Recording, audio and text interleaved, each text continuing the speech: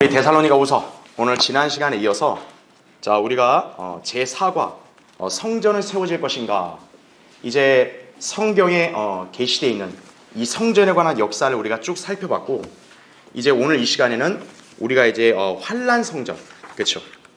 특히나 이제 이 환란 시대 과연 물리적인 성전이 세워지는가, 이 부분에 대해서 신학적인 논쟁이 많죠. 일반 기독교계 안에서는, 그렇죠? 그런데 성경에 분명하게 예언되어 있기를 성전은 반드시 세워진다는 얘기죠. 왜냐하면 성경에 그게 직접적으로 기록되어 있으니까 그런 거예요. 우리가 지금 배우고 있는 데살로니가서 2장 거기 4절을 보시면요, 그는 대적하는 자며 또 하나님이라고 불리는 모든 것과 숭배받는 대상 위에 자신을 높여, 그 다음 잘 보세요. 이 자가 어디에 앉는다고 나와요? 하나님의 성전에 앉아 하나님처럼 보여 자신을 하나님이라고 하느니라, 이렇게 말씀을 하고 있죠. 그러니까 적그리스도가 이 다니엘 70제주 7년의 기간 중에 전반기를 죄의 사람으로 활동하다가 이제 제가 중반기쯤에 멸망의 아들로 딱 변할 거라고 제가 설명을 드렸죠. 그렇죠? 이때 중요한 포인트가 뭐냐?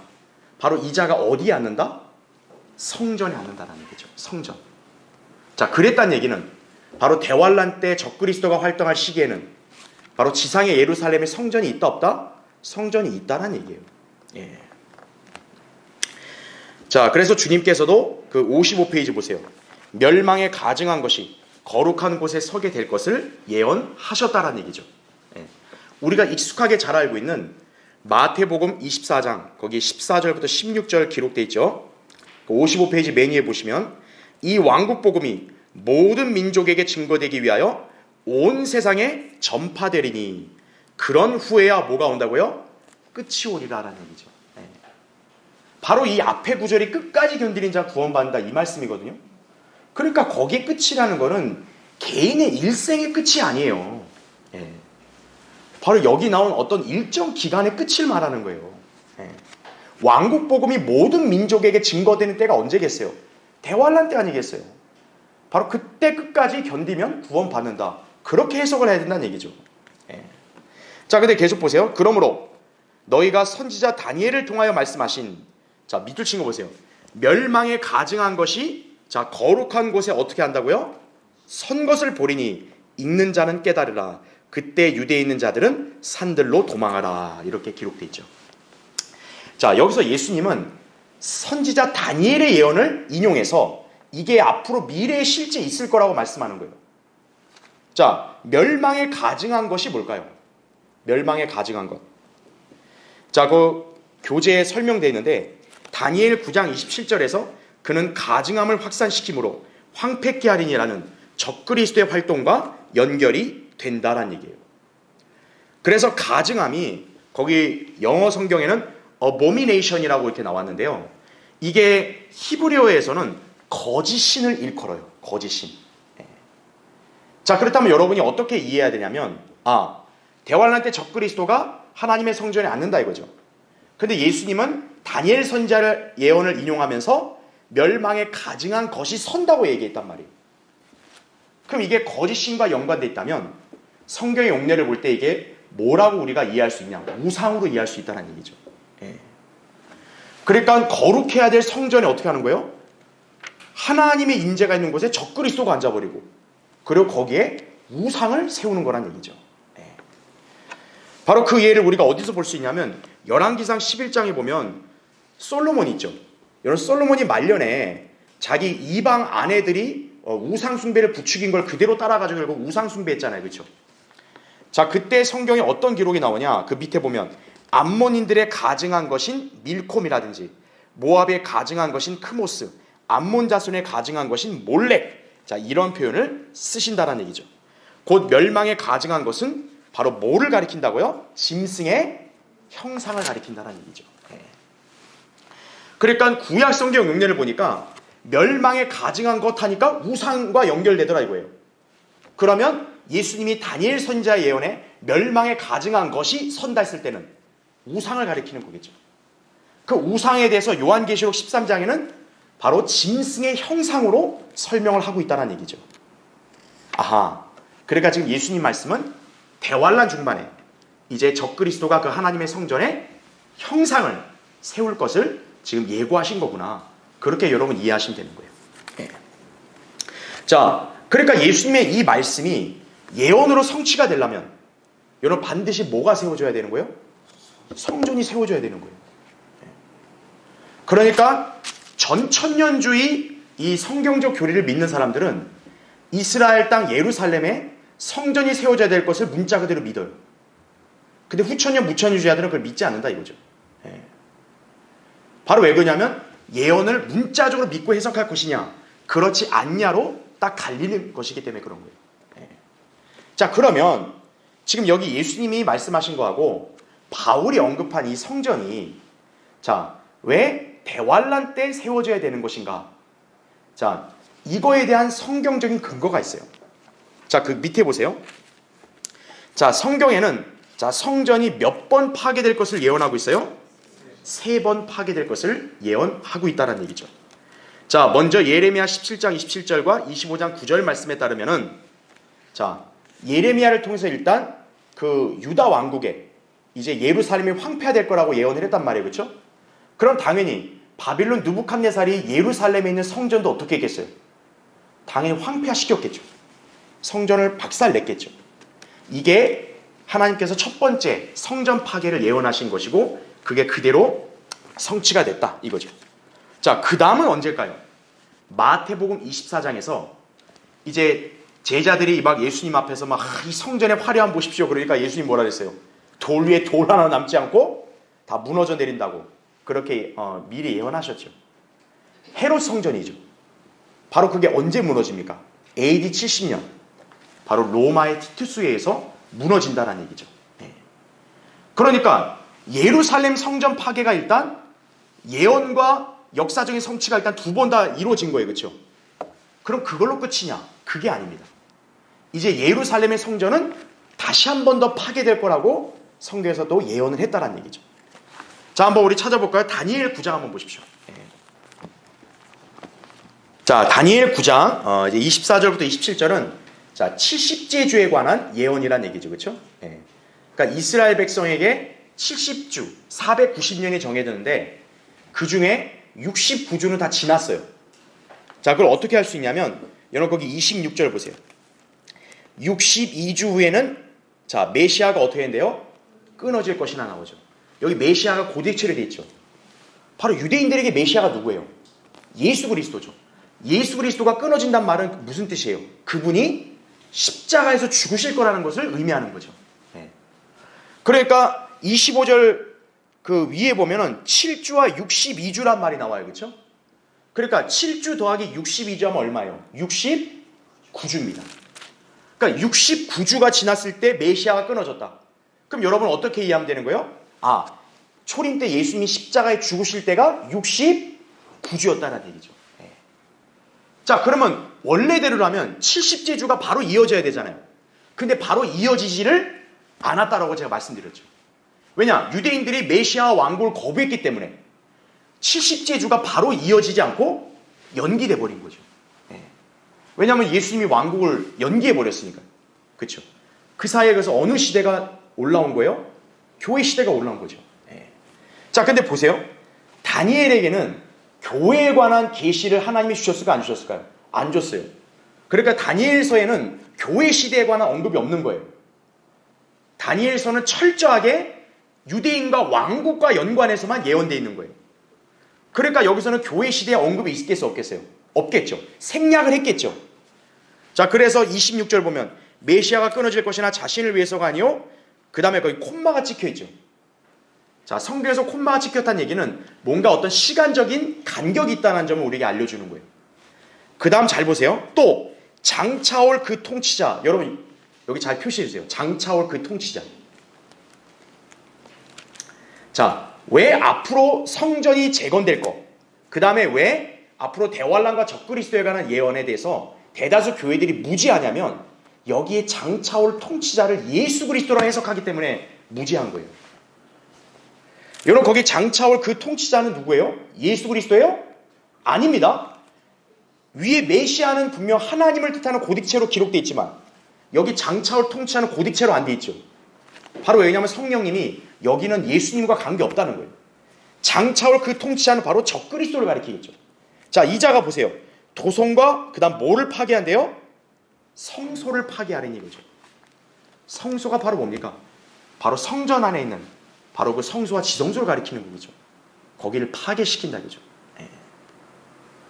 그러니까 여기 다니엘의 예언을 본다면 이 장차올 통치자가 성소를 파괴한다는 얘기는 그 자가 그 일을 할 때는 이미 뭐가 세워져 있는 거예요?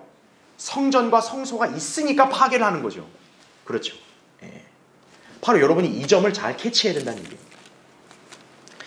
그래서 그 끝은 홍수로 뒤덮일 것이요 그 전쟁의 끝에는 황폐함이 정해졌느니라. 그래서 제가 지난번에 27절을 설명드렸죠. 그러니까 한 주 7년의 기간 중에서 거짓 언약을 맺잖아요. 유대인하고 적그리스도가 3년 반에 그걸 깨죠. 자, 그것을 얘기하고 있다는 얘기죠. 자, 그래서 여러분 여기서 알아야 될 게 뭐냐면, 자, 잠깐 보세요. 자, 예루살렘 성전 파괴. 자, 이 부분이 3번이라는 것을 의미심장한 거예요. 자, 왜 그러냐면 바빌론이 유다를 침공해서 포로로 삼는 것도 총 3차에 걸쳐 이루어집니다. 그렇죠? 그러니까 이거 굉장히 중요한 의미를 갖는 거예요. 그래서 성전 파괴가 일단 아까 우리가 했던 첫 번째 바빌론 느부갓네살이 했었죠. 그렇죠. 바빌론 느부갓네살이. 이때 파괴시킨 성전이 뭐냐면 솔로몬 성전이에요. 그렇죠. 두 번째는 바로 AD 70년 로마의 티투스.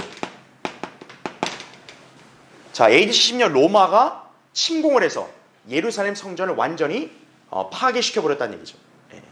그때 파괴된 성전은 뭐냐? 헤롯 성전이죠.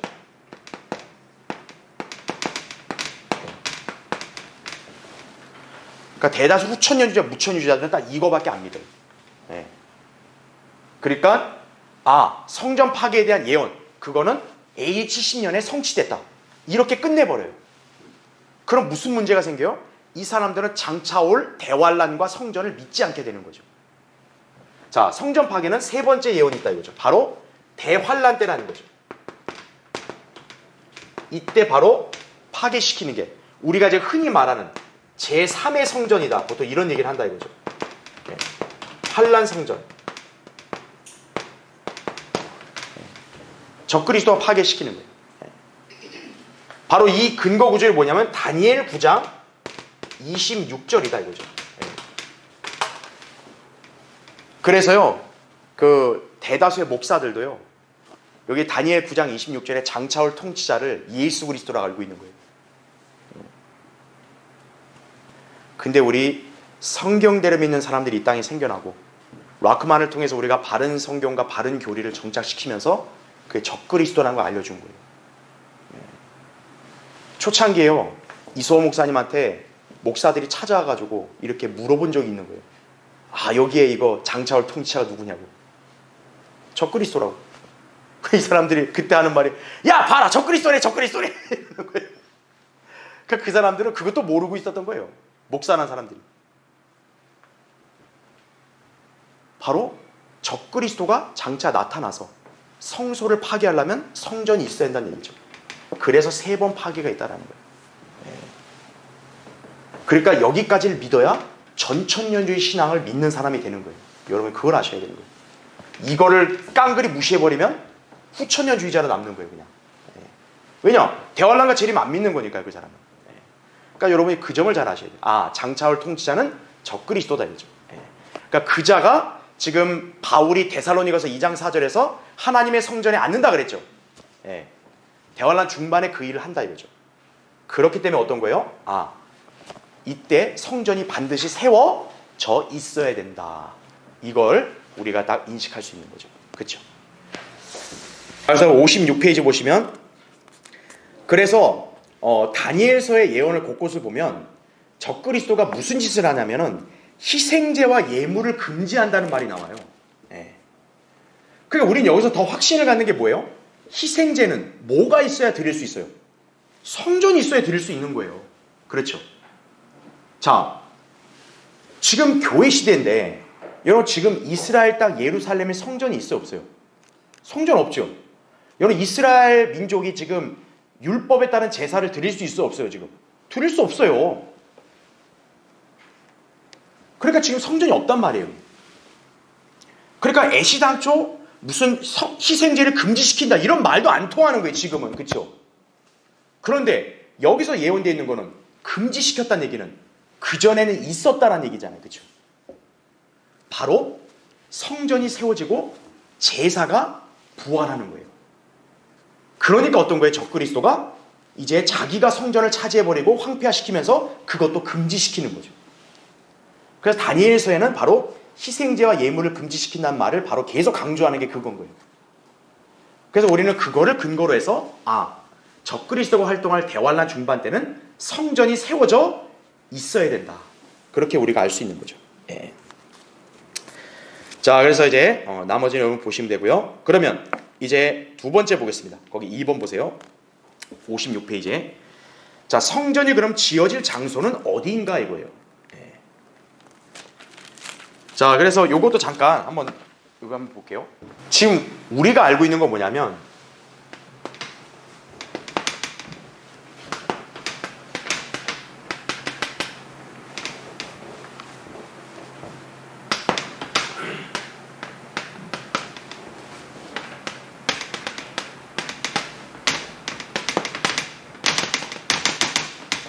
자, 지금 교회 시대에는 예루살렘에 성전이 있어, 없어요? 없죠. 자, 지금 여기는 성전이 없어요, 현재. 그렇죠. 그런데 지금 예언을 공부해 보니까 데살로니가서 2장 4절을 보니까 대환란 중반쯤에 이때는 성전이 있어, 없어요? 있는 거예요. 그럼 우리가 알 수 있는 게 뭐냐면 지금 우리가 살고 있는 교회 시대엔 성전이 없어요. 그런데 이때는 성전이 문자적으로 있다라는 걸 분명히 예언으로 계시해요. 그러면 이 사이에 뭐가 세워져야 돼요? 성전이 세워져야겠죠.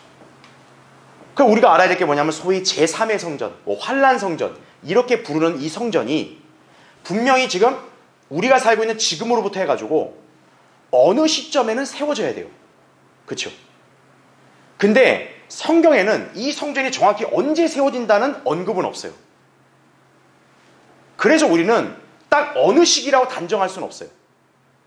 자, 가능성을 얘기해 본다면 만약에 이때 성전을 이렇게 재건하겠다고 계획을 세워서 착공할 수 있겠죠. 그렇죠? 자, 첫 번째 가능성은 이 시기에 이제 재건을 시작할 수 있고, 그렇죠? 그래서 우리가 휴거된 직후에 뭐 완성될 수도 있어요. 그렇죠? 네. 그건 정확히 우리가 알 수 없다고요. 그렇죠? 두 번째 가능성은 휴거된 이후에 재건이 될 수 있어요. 그렇죠? 그러면 이제 휴거가 된 이후에 이게 몇 년에 걸쳐 세워질지는 모르죠, 우리. 그렇죠? 근데 여기서 이따 제가 설명드리겠지만 세 번째도 어떤 가능성이 있냐면 이 성경에서 성전이라 얘기했을 때는 솔로몬 성전, 헤롯 성전처럼 무슨 화려하고 웅장한 건축물만을 가리키는 게 아닙니다. 성막도 뭐라고 불러요? 성전으로 불러요, 성경에서는. 네. 바로 성막. 네. 이거를 장막이라고도 표현하죠. 그래서 선지서들도 예언에 뭐라고 되어 있냐면 앞으로 주님이 재림하시면 쓰러진 다윗의 장막을 일으킨다 이 말을 하잖아요. 네. 사실은 성전인데, 그렇죠? 그러니까 성경은 성전이나 성막, 장막을 다 혼용해 쓴다 이거죠. 그러니까 성막의 개념으로 세워질 수도 있어요. 그럼 여러분 알다시피 이 성막 짓는 거 여러분 시간 많이 걸려요? 이건 많이 안 걸리죠. 그러니까 만약에 이 형태로 지어진다고 하면은 우리가 휴거되고 막 대환란 시작되고 그 이후에 급속도로 지어질지도 몰라요. 네. 그러니까 우리는 이걸 정확하게 알 수 없다는 거죠. 다만 우리가 확실하게 알 수 있는 건 뭐냐? 분명히 이 사이에는 성전이 지어져 있어야 돼요. 그래서 희생제와 예물이 드려지는 그런 상황이 있어야 금지한다는 말도 쓸 수 있고 또 성전을 파괴시킬 수가 있게 된다는 얘기죠. 그러니까 우리는 이제 이러한 가능성을 아우르면서 지금 이 성전 재건의 움직임이 어떻게 지금 이루어지고 있는가, 그런 어떤 역사적인 자료도 좀 보고, 또 그렇게 하면서 우리는 어떤 확신을 가져야 돼요? 그런 움직임을 예의주시할 때 하면서 우리가 휴거될 날도 가까웠다는 점을 우리가 확신해야 되는 거예요. 예.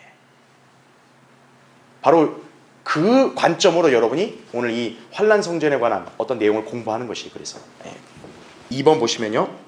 자, 거기 그 내용이 잘 돼 있으니까 읽어볼게요. 1948년 이스라엘이 독립한 이래로 유대인들은 성전 재건을 염원해 왔다 이거죠. 예. 여러분, 이스라엘은 항상 뭐가 따라와야 돼요?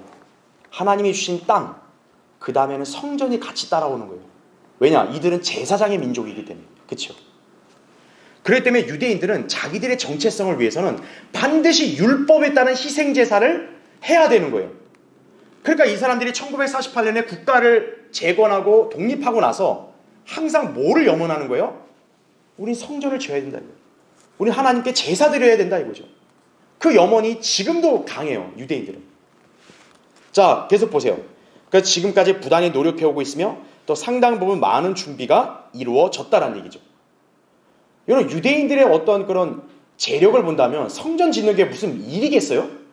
아니겠죠. 근데 왜 지금까지 성전을 못 지을까요? 바로 모슬렘 때문에 그런 거예요. 자, 보세요. 성전 건축에 관한 이들의 염원이 이루어지는 것을 막는 큰 장벽이 있는데 바로 성전터의 문제예요. 성전터. 예. 자, 다윗 왕 이후로 성전이 건축되었던 성전산 지역에는 자, 현재 이슬람 교도들의 바이돔 사원이 지어져 있기 때문이다라는 얘기죠. 쉽게 말하면 모슬렘들의 사원이 있어요. 그러니까 그 옛날 다윗 왕 이후로 지어진 성전터 있죠. 그 지리적 위치가 오늘날은 지금 모슬렘들이 거기를 자기들 사원을 지어서 차지하고 있다 이거죠. 그럼 모슬렘들이 그걸 흔쾌히 양보하겠어요? 안 하죠. 절대로. 예. 이슬람 교도들이 유대인들에게 극명한 대립각을 세우고 있는 현 상황에서 당장 성전산 지역에 이스라엘 성전이 건축되는 것은 사실상 불가능에 가까워 보인다는 얘기예요. 예. 그래서 우리는 아직 우리 휴거가 아직 가깝지만 지금 당장 이루어지지 않는 이유가 어떻게 보면 아직 유대인들이 이 성전 재건의 움직임이 진척되지 못한 이유도 있는 거예요. 예. 자, 그래서 이제 잠깐 책을 여러분 거기 놔두시고 제가 나눠드린 이 유인물 한번 보세요. 자, 이건 이제 락만 주석 성경 부록에 나온 것을 제가 복사해 드린 거예요. 그리고 이제 락만 목사님이 저술한 이 죽음의 재 같은 땅 이스라엘이라는 책에도 이 내용이 나와요. 자, 그래서 거기 성전 재건해놓고 제가 밑에 단락 표시해놨죠. 한번 볼게요.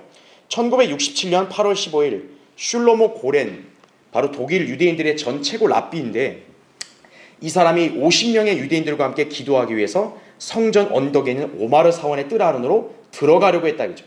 모세 다이안을 그렇게 하지 못하도록 명령했다 이거죠. 이 일이 있기 전에 워싱턴 포스트지는 성전 재건축 계획이 시작되었으며 하나님의 돌보심과 도움으로 완공될 것이라는 광고를 이 잡지에 실은 거예요. 유대인들이. 이게 1967년입니다. 5월 21일이에요. 네. 광고를 낸 익명의 스폰서는 유대인들이 올바로 행동하여 우리의 창조주께서는 우리가 지상에 사는 동안 우리를 감찰하실 것이라는 말이 이루어지기를 바랬다 이거죠. 자, 그 다음 밑에 보세요. 또한 1967년 8월 4일 영국 잡지인 크리스찬과 크리스채너티 투데이는 인디애나주 베드포드에서 채석한 철도 차량 500대 분량의 미리 잘라놓은 석회암이 뉴욕의 26번 부두에서 예루살렘으로 운송되었다고 보도했다 이거죠. 인디애나주 셀레스버그에 있는 권위 있는 소식통, 즉 미국 석회암 연구소의 공식 서기인 베티 페이스에 의하면 수천 톤이 운송되었는데 이 석회암이 미국에서 어디로 가는지 우리로서는 알 길이 없다. 그 석회암은 예루살렘의 석회암과 유사하다고 말했다는 얘기죠. 그러나 유대인 석공들이 인디애나주 베드포드에 와서 공기 압력식 드릴을 사용하여 석재를 자르는 법을 배워갔다고 한다는 얘기죠. 그러니까 지금 이게 뭐예요? 유대인들이 암암리에 미국에서 석회암을 대량으로 지금 운송을 했다는 거예요. 그냥 그걸로 이제 성전을 어떻게 보면 지을 그런 재료로 이용하려는 거죠. 그렇죠? 예. 여러분, 이런 움직임이 여기 보면 1967년에 있던 거예요. 예. 그러니까 유대인들이 이 성전 재건에 대한 염원이 얼마나 강한지를 또 적극적인지 알 수 있는 거죠. 자, 밑에 보세요. 2000년 동안 모든 유대인들이 매일 드리는 기도가 이것이었다 이거죠. 주 하나님, 하나님의 뜻이면 성전이 속히 재건되어 우리가 사는 동안 세워지기를 원합니다. 이거예요. 예. 이게 유대인들의 간절한 염원입니다. 예. 어떻게 보면 유대인들은요, 지금 이스라엘 땅 그거보다도 예루살렘의 성전 세우기를 더 갈망하고 있는 거예요. 예. 자, 성전 지역 옆에 있는 산에서 회당으로 모이라는 공식적인 요청이 있었다 이거죠. 그러니까 1968년 예루살렘에 있는 모슬렘 최고회의 수장은 이렇게 말했다. 모슬렘들은 단 한 명의 유대인도 이 지역에서 기도하는 것을 결코 용납하지 않을 것이다. 우린 이 일을 하다가 죽을 준비가 돼 있다 이거죠. 그러니까 유대인들이 막 이렇게 적극적으로 움직이려니까 모슬렘들이 아주 난리가 난 거예요. 예. 여기 와서 뭐 기도한다고 뭐 설치되고 그럼 죽여버리겠다 이거예요. 예.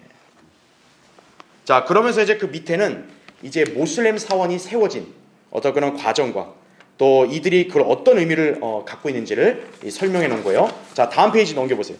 그 뒷페이지. 자, 그러면 유대인들은 그걸 멀뚱멀뚱 보고만 있었을까요? 아닙니다. 유대인들도요, 어떻게 보면 예루살렘을 하나님께서 자기들에게 주신 도성이라고 믿잖아요. 근데 그 모슬렘들이 차지하고 있는 거 아니에요? 그러니까 유대인들 입장에서는 오히려 이 모슬렘의 그 사원을 파괴시키고 자기들이 예루살렘을 차지하려고 막 시도를 했다 이거죠. 자, 그 관련 내용이 거기에 이제 나온다 이거죠. 그래서 막 사원을 폭파하려고 하기도 하고요. 그리고 또 사원의 뭐 밑에 뭐 무슨 무기들 이런 걸 조사하겠다고 막 들어가기도 하고 막 그랬다 이거죠. 예.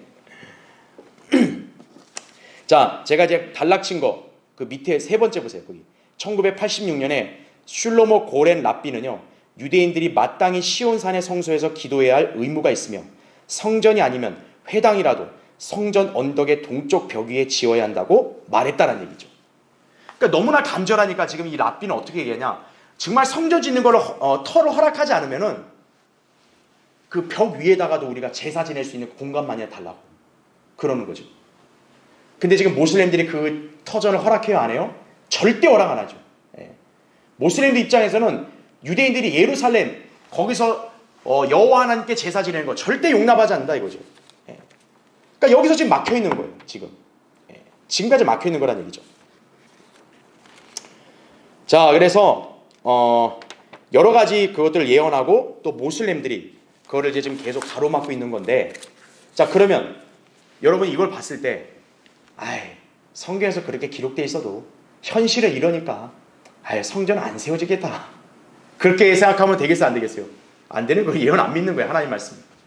하나님 앞에서 불가능이겠어요? 아니죠. 하나님의 예언에 어떤 오차가 있겠냐고요? 없다 이거죠. 그렇기 때문에 반드시 뭡니까? 성전은 세워져야 되는 거예요. 근데 이제 성전을 세울 때도 이 터가 중요한단 말이에요. 왜냐하면 예루살렘 지금 거기 그 모슬렘 사원이 어디 있냐면 바로 예루살렘 동쪽 문에 있다고. 여러분, 예루살렘 동문이 바로 뭐냐면 예수님이 나중에 재림하시고 들어갈 문이거든요. 지금 거기에 딱 모슬렘들이 자기네 사원을 지어놓고 있는 거예요. 거기에 이제 성전이 있어야 되는 거예요. 자, 그러려면 어떻게 해야 될까요? 그래서 락커만 목사님은 하나님의 말씀의 예언이 이루어지려면, 자, 이러한 가능성 있는 변혁이 일어날 거다, 이제 이렇게 예측을 한 거예요. 자, 우리 그 나눠드린 유인물 그 밑에 보세요. 자, 밑에서 이제 두 번째 단락 제가 괄호를 쳐놨죠. 2008년 현재 성전 언덕 문제와 관련하여 제기되고 있는 대안들은 다음과 같다 이거죠. 이건 지금도 유효해요. 예. 어쨌든 참 하나님이 쓰신 종으로서 너무나도 지혜롭고 현명하시니까 이런 분석을 잘 하신 거죠. 왜냐하면 이 모슬렘들도 자기네 사원이 절대적 아니겠어요. 예, 양보 못 하거든요. 자, 근데 성전이 지어지려면 어떤 대안들이 있을 수 있냐? 자, 보세요. 자, 첫 번째 가능성, 사원을 헐어낸다 이거죠. 예. 그러니까 어떻게든 사원을 헐어내는 거예요. 예. 그런 일이 일어날 수 있겠죠, 그렇죠? 자, 두 번째, 어떤 경우가 있냐? 성전 언덕을 산다 이거죠. 예. 자, 근데 이거는 옛날에 성경적 용례도 있습니다. 바로 뭐냐? 다윗왕 있죠, 다윗왕. 여러분, 다윗왕이 하나님 앞에 이렇게 거만해가지고 결국 그 백성을 계수하는 바람에 징계를 받죠. 전염병으로 7만 명이 죽죠. 그 다윗이 그걸로 참회하고 하나님께 제사 드리려고 오르난의 타작마당 있죠. 바로 거기를 어떻게 합니까? 다윗이 돈을 주고 터를 사버리죠. 그렇죠? 여러분, 그 터가 바로 지금 모슬렘이 있는 사원 그 터예요. 바로. 그러니까 성경의 예언이, 성경의 기록이 이렇게 반복된다고 가정한다면 어떻게 보면 또 다시 또 성전을, 그 언덕을 누가 살 수도 있는 거죠. 돈을 내서. 자, 근데 거기 괄호친 거 보면 이렇게 락커 목사님이 어떤 내용을 달았냐면, 자, 이 팔레스타인 난민들의 통치자들이라는 이 왕, 셰이크, 칼리프, 이 사람들이 있잖아요. 유대인들이 이 사람들한테 1억 달러를 당시 주겠다 그랬어요. 야, 이 터 좀 우리한테 사라. 우리한테 팔라고. 우리가 1억 달러 주겠다 그랬어요. 그럼 여러분이 볼 때 자기네 밑에 백성이 팔레스타인 난민들 얼마나 가난하고 지금 고통스러워요. 그렇죠? 그럼 여기 통치자들이 그 백성들을 생각한다면 그 돈을 받아서 백성들을 먹여 살리는 게 더 중요한 거 아니겠어요? 유대인들은 그만한 돈도 주겠다는 거예요. 근데 어떻게 한 거예요? NO! 거부한 거예요. 성전을 그 터를 사겠다는데 그것도 거부해버린 거예요. 그 위선자들이죠. 이 팔레스타인 통치자라는 인간들은 절대 그 자기네 밑에 국민들, 백성들을 위하는 자들이 아니에요. 자, 어쨌든 언덕을 사는 경우도 있겠죠. 유대인들이. 그렇죠? 자, 그 다음 밑에 3번을 보세요. 또 어떤 가능성이 있냐? 자연재해가 일어나서 사원이 무너질 때까지 기다리는 경우도 있다. 그죠? 이런 자연재해는 누가 일으키세요? 하나님이 일으키시잖아요. 하나님이 정말 때가 됐으면 어떻게 해요? 그냥 막 지진이나 무슨 뭐 이런 걸 일으켜가지고 그냥 아예 사원을 박살낼 수도 있는 거죠. 그러면서 유대인들이 차지할 수도 있겠죠. 자, 어쨌든 그런 대안이 있고, 그 다음에 4번 보시면, 여러분 이것도 좀 가능성을 얘기했지만, 예루살렘의 다른 장소에 성전을 짓는다. 자, 이렇게 얘기도 하는데, 근데 이제 이거는 성경 용례를 보면 이 예루살렘 성전은 시온산에 세워진다는 말이에요. 그렇죠? 그거랑 맞지가 않는다. 대신 이제 그런 이렇게 약점이 있지만 어쨌든 이런 가능성도 있고, 그 다음에 자, 이것도 좀 현실적으로 대안이 될 수 있죠. 5번 보시면 모슬렘들과 함께 성전을 재건하는 공동 프로젝트를 가지는 것이다 이거죠. 실제로 에스라 느헤미야가 이렇게 그 페르시아의 그 왕의 칙령으로 귀환을 했잖아요. 유대인들이. 그래서 그때 성전 재건하려고 귀환했잖아요. 근데 그때 그 땅에 살고 있던 그 사마리아인들이나 이런 사람들, 바로 오늘날 팔레스타인과 똑같은 사람들이거든요. 그 사람들도 자기들도 참여하겠다고 이렇게 얘기한 적이 있다 이거죠. 물론 당시 유대인들은 거부했지만 그걸. 그렇죠? 어쨌든 그런 용례를 봤을 때도 모슬렘과 공동 프로젝트로 할 수 있는 가능성도 있다. 이렇게 라크하 목사님은 이 예언이 성취된 데 있어서 이런 대안들이 있다. 이렇게 추측을 한 것이죠. 여러분, 이 5가지 중에 어떤 게 여러분 볼 때는 약간 가능성 있는 걸로 보이세요? 각자마다 뭐 다 생각이 있으실 거예요. 그렇죠? 정확히는 알 수가 없습니다. 근데 여러분은 확실하게 알아야 될 게 있어요. 바로 뭐냐? 성전은 반드시 세워진다. 그것만큼은 여러분이 예언에 따라서 확실하게 믿어야 돼요. 자, 이제 56페이지 맨 밑에 달라 보세요. 자, 그래서 지금 이 성전 재건이 진척이 안 되는 이유가 아까 얘기한 게 바로 성전 터에 지금 모슬렘들의 사원이 세워져 있다 그랬잖아요. 자, 그럼 만약 이게 끝까지 계속 발목을 잡으면 어떻게 할 거냐 이거예요. 자, 근데 여기에 새로운 주장이 하나 나왔어요. 그 밑에 보세요. 그런데 동문의 위치와 연관해서 성전 위치에 대한 새로운 주장이 제기되고 있다 이거죠. 현재 바이돔 사원에서 동쪽 올리브산 방향으로 동문이 있다 이거죠. 이 동문의 기둥들은 시바 여왕이 솔로몬 왕에게서 준 선물로 전해진다 이거죠. 그리고 이 문은 예수 그리스도께서 겟세마네로 향하는 길에 그곳을 한번 통과하셨고, 요한복음 18장 1절에 나와요. 또 이후에 붙잡히셔서 카야파의 장인 안나세게로 가실 때도 다시 한번 통과하셨던 문으로 이렇게 알려져 있다 이거죠. 요한복음 18장 12절에. 그 헤롯 성전이 지어진 이후로 계속 그 자리를 유지해 왔다 이거죠. 헤롯 성전의 모형도에서도 이 동문에서 성전으로 들어가는 입구가 바로 연결되는 것을 볼 수 있다. 그런데 여기 잘 보셔야 돼요. 현재 바이돔 사원은 이 동문에서 일직선상에 있지 않다란 얘기예요. 따라서 바이돔 사원의 옆자리가 지금 유대인들이 짓고자 하는 성전의 터가 될 수 있다는 주장이 제기되는 것이다 이거죠.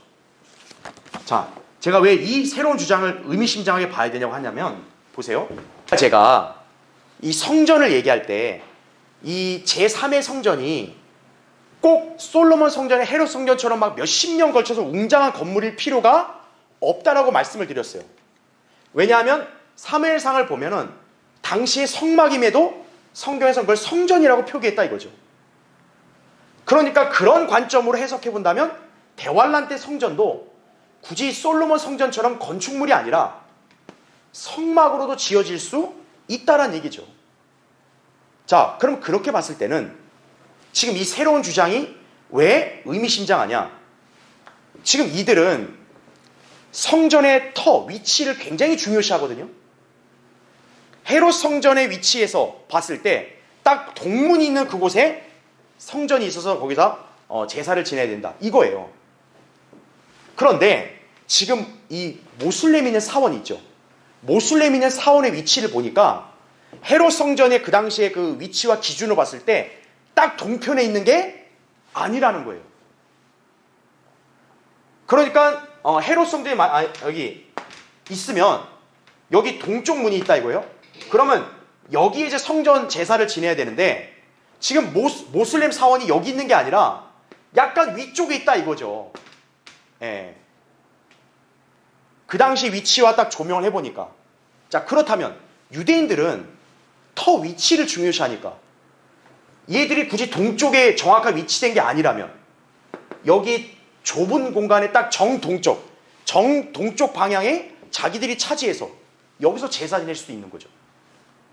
그렇게 본다면 이것처럼 막 웅장한 건축물 지을 필요 없이 성막으로 여기서 지어서 제사 지낼 수도 있다는 얘기예요. 그래서 이 성막이 성전으로 성경에서 통용이 되니까 그렇기 때문에 여기 모슬렘 사원이 정동쪽 방향이 아니라 약간 위쪽에 있으니까 유대인들은 여기를 피해서 이 정동쪽 방향 여기다가 성막을 지고 이렇게 제사를 지낼 수도 있다는 얘기예요. 자, 만약 그게 가능하다면 뭐예요? 성전 재건에 많은 시간이 소요될 이유가 없겠죠. 네. 그럼 이제 모슬렘들이 허락만 해주면 여기 지을 수 있겠죠. 네. 그런데 만약에 이 가능성이라고 한다면 우리 교회가 휴거되기 전에 성전 재건 이거를 우리는 아예 못 들을 수도 있어요. 그러니까 우리가 휴거되고 나서 대환란 진행되는 중에 적그리스도가 아마 여기서 개입을 할 수도 있겠죠. 네. 유대인과 모슬렘 사이에 굉장한 종교적인 자존심 아니에요. 이거를 극적인 타협을 이루어서 여기에서 성전 제사를 허용할 수도 있겠죠. 네. 그렇기 때문에 우리가 성전이 어떻게든 지어지는 것 이거에 따라서 우리 휴거나 대환란 시기를 가늠해 볼 수 있는데 꼭 옛날 성전처럼 그렇게 많은 시간이 소요될 필요는 없다 이거죠. 그러니까 우리는 정확하게 이때 성전이 재건 시작돼야 돼. 이때 완공돼야 돼. 이렇게 짚을 수 없다는 거예요. 우리는. 그러니까 우리가 알아야 될 건 뭡니까? 반드시 대환란 때 성전이 세워져 있어야 된다. 이거죠. 그러니까 그 성전 재건에 관한 움직임이 만약에 이제 이렇게 공개가 되면서 점점 이렇게 막 움직임이 진척이 돼가고 있으면 우리는 이제 대환란이 가까이 왔다는 증거니까 우리가 휴거될 날이 그만큼 더 임박하다. 이제는 훨씬 가깝다고 우리는 그렇게 확신할 수 있다는 얘기예요. 네. 그렇게 여러분이 이해하시면 되는 거예요. 네. 57페이지 세 번째 성전 재건 준비 현황과 중동 정세 변화. 더욱이 성전 건축을 향한 유대인들의 열망은 성전 연구소 또 네제르 하고테시 제사장 연구소 등을 통해 여러 가지로 구체화되었고 많은 진전을 이루었다는 얘기죠.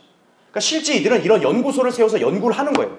성전을 어떻게 다시 재건하고 그 다음에 제사를 어떻게 수립을 하고 또 제사장을 누구 하고 이런 것까지도 다 지금 준비를 하고 있는 거예요. 구체적으로. 그러니까 우리 지난주에 교제할 때도 우리 몇몇 분들이 얘기하셨잖아요. 그렇죠? 그러니까 그런 움직임이 지금 계속 구체화되고 있는 것은 그만큼 시기가 굉장히 가까이 오고 있다는 얘기죠. 그렇죠? 그래서 이거는 제가 설명드렸고 또 마지막 줄 보면은 미국의 친이스라엘 정책, 요르단의 정세 변화 어느 때보다 성전 재건의 가능성을 높이고 있다 이거죠. 그러니까 우리 월간제도 한번 이송호 목사님이 예전에 글을 기고했는데 도널드 트럼프가 이스라엘 그 예루살렘을 갖다 이스라엘 수도로 인정해 버렸잖아요. 그러면서 이 성전 재건의 프로젝트에 대한 여러 가지 그 로드맵도 그렸다고요. 근데 이번에 지금 올해 11월 미국 대선이 또 있죠, 그렇죠? 트럼프가 당선될 확률도 있단 말이에요. 만약 트럼프가 다시 재선한다 이거예요. 그러면은 이 친이스라엘 정책을 더 과감하게 밀어붙일 수가 있겠죠, 그렇죠? 예. 그런 정세 변화를 따져본다면 이것은 결코 멀리 있는 얘기가 아니다. 그렇게 여러분 이해하시면 돼요. 자, 그래서 밑에 박스칸 보면 성경의 예언은 미리 기록된 역사다 이거죠. 그렇게 예언의 말씀 그대로 반드시 성취될 것이다. 따라서 살펴본 대로 누군가가 이스라엘의 성전이 세워지냐고 묻는다면 대답은 뭡니까? 그렇다 이거죠. 그렇다. 멸망의 아들이 앉아있을 성전은 반드시 세워질 것이다. 이제 곧 성전은 재건될 것이다. 그리고 이제 곧 예수 그리스도께서 성도들을 데리러 오실 것이다 라는 거죠. 예. 그걸 우리가 잘 기억하고 있어야 되는 거예요.